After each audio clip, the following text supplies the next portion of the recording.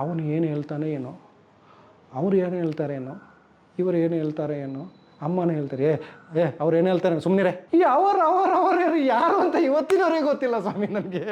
ರಾಮಣ್ಣ ಬರುವಾಗ ಎಲ್ಲರೂ ಆ ರೆಸ್ಪೆಕ್ಟ್ ಕೊಡ್ತಾರೆ ರಾಮಣ್ಣನಿಗೆ. ಅವನು ದುಡ್ಡು ಈ ಫೈನಾನ್ಷಿಯಲಿ ವೆರಿ ಸ್ಟ್ರಾಂಗ್ ಅಲ್ಲ.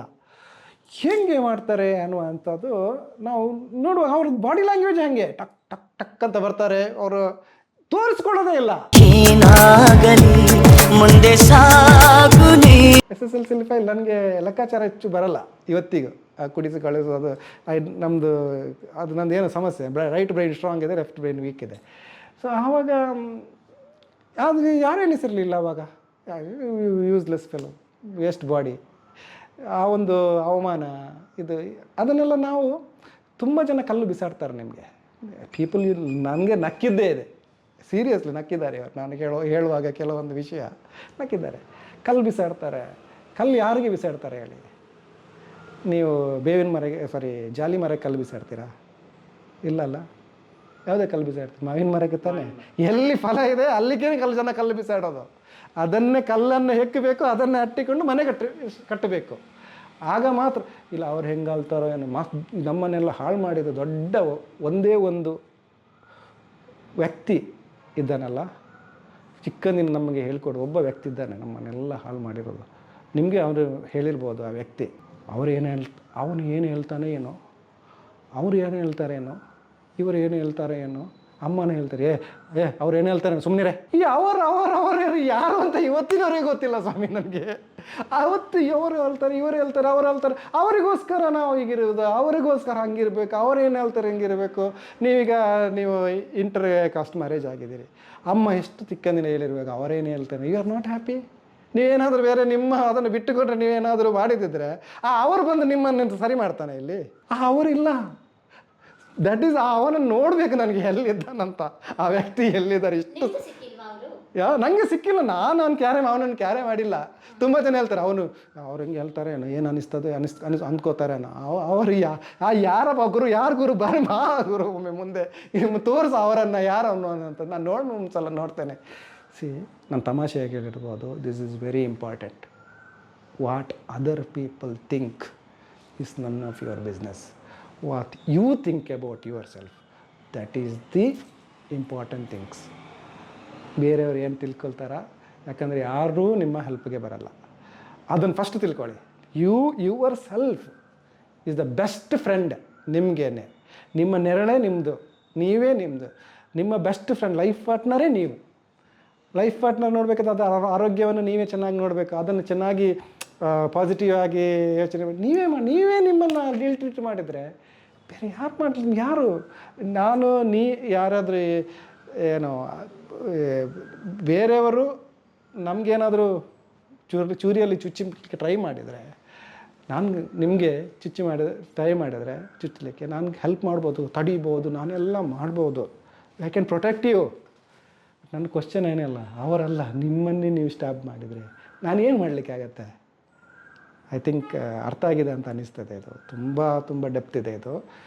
ನಮ್ಮನ್ನು ನಾವು ಅವರೇನು ತಿಳ್ಕೊತಾರೆ, ಇವರೇನು ತಿಳ್ಕೊತಾರೆ ನೋಡಿ.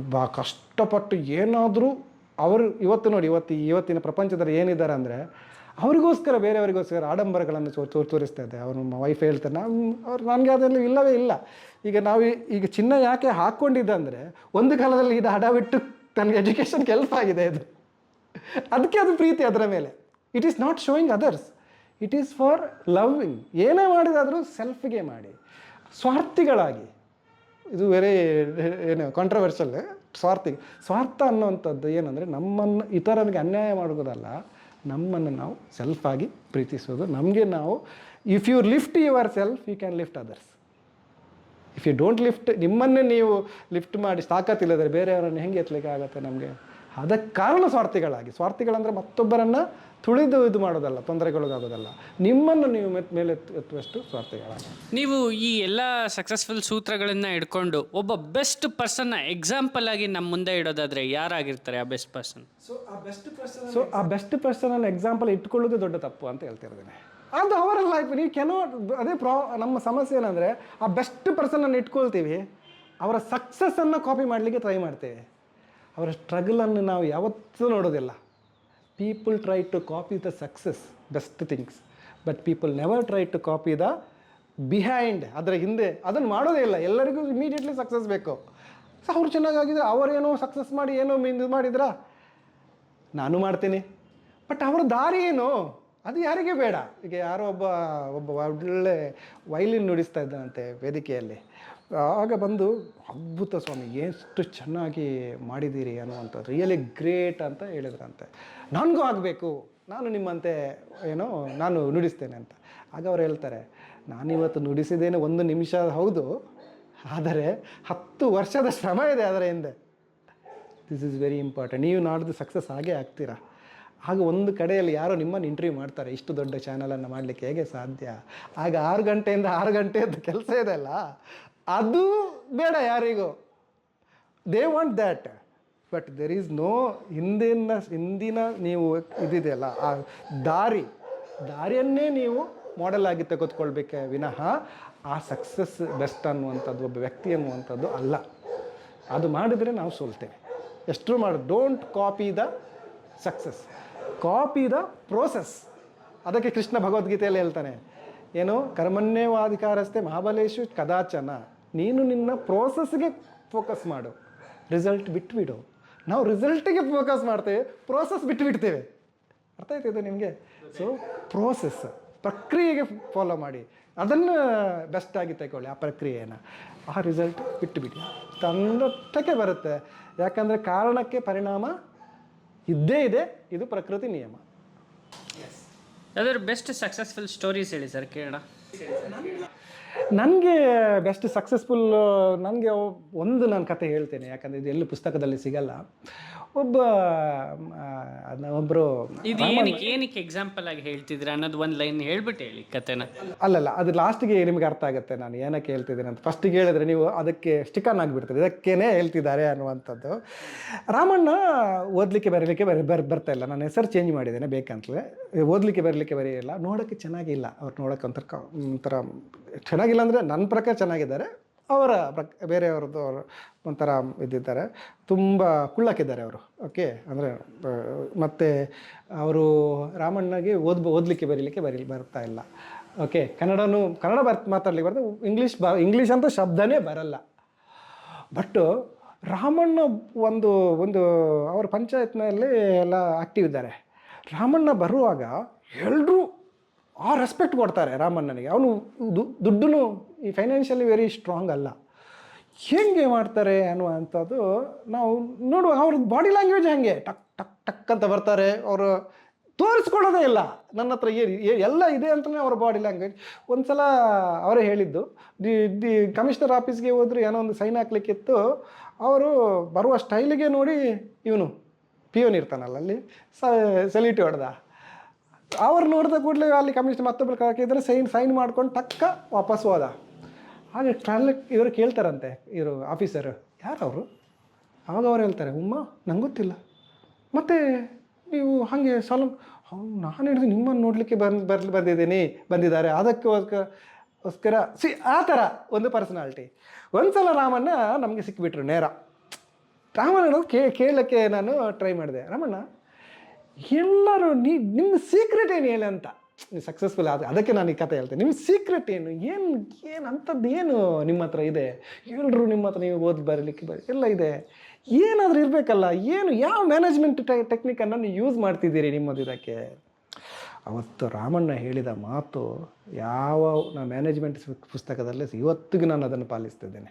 ಅವ್ರು ಏನು ಹೇಳಿದ್ರೆ, ಅಣ್ಣ ಸುರೇಶಣ್ಣ, ಏನಣ್ಣ ನಮಗೆ ಓದಲಿಕ್ಕೆ ಬರೀಲಿಕ್ಕೆ ಬರಲ್ಲ, ನೋಡೋಕ್ಕೂ ನಾವು ಅಷ್ಟಕ್ಕೆ ಏನು ಅಂಥದ್ದೇನಲ್ಲ, ಹೀರೋ ಥರ ಇಲ್ಲ ನಾವು, ಅಥವಾ ನಮಗೆ ಒಂದು ಜಾತಿ ಬಲನೂ ಇಲ್ಲ, ಅಥವಾ ನಮಗೆ ಒಳ್ಳೆ ಫ್ಯಾಮಿಲಿ ಆಸ್ತಿ ಅದು ಯಾರೂ ಕೊಟ್ಟಿಲ್ಲ, ಏನೂ ಗೊತ್ತಿಲ್ಲ, ಆದರೂ ನಾವು ಈ ಸ್ಥಾನದಲ್ಲಿದ್ದರೆ ಹೌದು ಹೆಂಗೆ ಅಂತ ಕೇಳ್ತಿದ್ದೇನೆ. ಏನಾದರೂ ಮಾಡಬೇಕ್ರಿ ಲೈಫಲ್ಲಿ.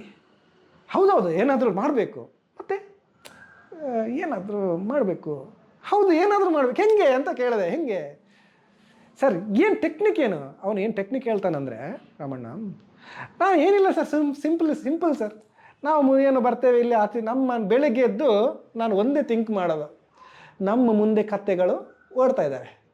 ಏನು ಕತ್ತೆಗಳು ಓಡ್ತಾ ಇದ್ದಾವೆ. ನಾವು ಕೂಡ ಕತ್ತೆನೇ ಒಂಥರ, ನಾವು ಕತ್ತೆ ಥರನೇ. ಕತ್ತೆಗಳು ಮುಂದೆ ಕುದುರೆಗಳು ಓಡ್ತಾ ಇದ್ದಾವೆ. ಓಕೆ, ನಾವಂತೂ ಕತ್ತೆ ಅಲ್ವಾ, ಮುಂದೆ ಕುದುರೆಗಳು ಓಡ್ತಾ ಇದ್ದಾವೆ. ಆ ಕುದುರೆಗಳೊಂದಿಗೆ ನಾವು ಓಡಬೇಕು. ಗೆದ್ದರೆ ಕುದುರೆ ಆಗ್ತೇವೆ, ಸೋತ್ರೆ ನಾವಂತೂ ಕತ್ತೆಗಳೇ ಅಲ್ವಾ. ಆವತ್ತಿನಿಂದ ಇವತ್ತಿನವರೆಗೆ ಮುಂದೆ ಕುದುರೆಗಳ ಒಟ್ಟಿಗೆ ಓಡ್ತಾ ಓಡ್ತಾ ಓಡ್ತಾ ಬಂದಿದ್ದೀನಿ ಸರ್. ಇವತ್ತು ನಾನು ಈ ಸ್ಥಾನದಲ್ಲಿ ಇದ್ದೀನಿ. ಎಷ್ಟು ಮ್ಯಾನೇಜ್ಮೆಂಟ್. ನಾನು ಏನು ಹೇಳ್ತಾನೆ ಅಂದರೆ ಅವನ್ನ, ನೀವು ಯಾರಾದರೂ ಏನಾದರೂ ಅಚೀವ್ಮೆಂಟ್ ಅವ್ರ ಜೊತೆಗೆ ಹೋಗಿ ನೀವು ಮಾಡಿ, let us make N effort, forget about the result. ಅವರು ಹೇಳ್ತಾ ಇರೋದು ಎದುರು ಕುದುರೆಗಳು ಓಡ್ತಾ ಇದ್ದಾವೆ, ನಾನು ಹೋಗಿ ಓಡೋದು ಕುದುರೆಗಳ ಜೊತೆಗೆ. ಗೆದ್ದರೆ ಕುದುರೆ, ಸೋತ್ರೆ ನಾನು ಕಲ್ಕೊಳ್ಳುವಂಥದ್ದೇನು? This is what Ramanna did. This is the management. ನೀವು ಕತೆ ಹೇಳಿದೆ ಏನಾದರೂ ಸ್ಟೋರಿ ಅಂತ, ಸಕ್ಸಸ್ ಸ್ಟೋರಿ ಅಂತ. ಇದು ಇವತ್ತಿನವರೆಗೆ ನನಗೆ ಇವತ್ತು ಟ್ರಿಗರ್ ಮಾಡಿದ್ದು ಕತೆ. ಯಾವ ಬುಕ್ಕಲ್ಲಿ ಸಿಗಲ್ಲ ಇದು ನಿಮಗೆ, ಅದು ನನಗೆ ಟ್ರಿಗರ್ ಮಾಡಿರೋದು.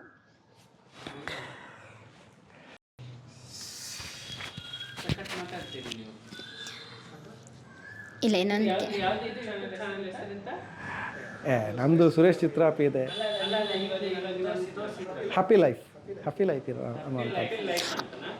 ಹ್ಯಾಪಿ ಲೈಫ್ನ ಯಾವ ರೀತಿ ಲೀಡ್ ಮಾಡೋದು? ಪ್ರಿಯ ವೀಕ್ಷಕರೇ, ನಾವು ತೋರಿಸುತ್ತಿರುವ ಇತಿಹಾಸದ ಕಥೆಗಳು ಕನ್ನಡದ ಕಲೆ, ಸಾಹಿತ್ಯ, ಸಂಸ್ಕೃತಿ, ಜನಜೀವನ, ಇತಿಹಾಸ ಸೃಷ್ಟಿಸಿದ ಜನಸಾಮಾನ್ಯರ ಅಸಾಮಾನ್ಯ ಕಥೆಗಳು ನಿಮಗೆ ಇಷ್ಟ ಆಗಿದ್ಯಾ? ಹಾಗಿದ್ರೆ ವಿಡಿಯೋ ನೋಡಿ ಸುಮ್ಮನಾಗ್ಬೇಡಿ, ಶೇರ್ ಮಾಡಿ, ಸಪೋರ್ಟ್ ಮಾಡಿ, ನಮ್ಮೊಂದಿಗೆ ಜೊತೆಯಾಗಿ. ಇದು ನೀವೇ ಬೆಳೆಸಿದ ನಿಮ್ಮ ನೆಚ್ಚಿನ ಡಿಜಿಟಲ್ ಮಾಧ್ಯಮ. ಇನ್ಮುಂದೆ ನಿಮಗಾಗಿ ಇನ್ನಷ್ಟು ವಿನೂತನ ಶೈಲಿಯಲ್ಲಿ ಬರಲಿದೆ. ನೈತಿಕ ಬೆಂಬಲದ ಜೊತೆಗೆ ಆರ್ಥಿಕ ಬೆಂಬಲ ನೀಡಿ. ನಿಮ್ಮ ಬೆಂಬಲವೇ ನಮಗೆ ಪ್ರೇರಣೆ, ಸ್ಫೂರ್ತಿ ಕೂಡ. ನಿಮ್ಮ ಬೆಂಬಲದೊಂದಿಗೆ ನಮ್ಮ ಪಯಣ ಮುಂದುವರಿಯುತ್ತಿದೆ. ಸಾಮಾಜಿಕ ಬದಲಾವಣೆಗೆ ಜೊತೆಯಾಗಿ ನಮ್ಮ ಮುಂದಿನ ಪೀಳಿಗೆಗೆ ಕರ್ನಾಟಕದ ಇತಿಹಾಸ ಉಳಿಸೋಣ.